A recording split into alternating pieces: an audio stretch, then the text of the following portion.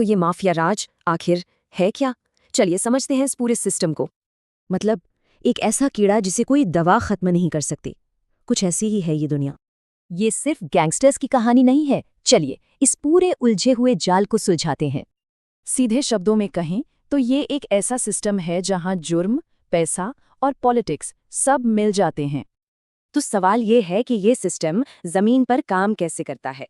इसकी शुरुआत होती है भाई भतीजावाद से।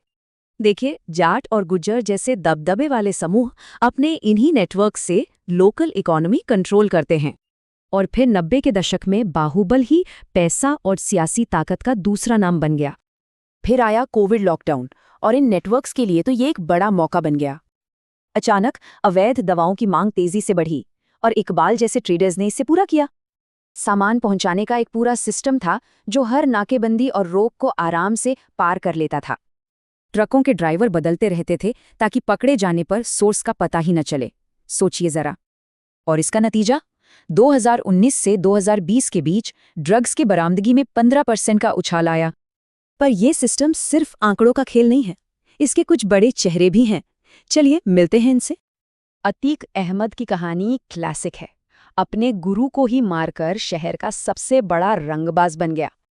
लेकिन एक मिनट, यूपी के इस अंडरवर्ल्ड में सिर्फ मर्द ही नहीं है, महिलाओं का भी बड़ा रोल है।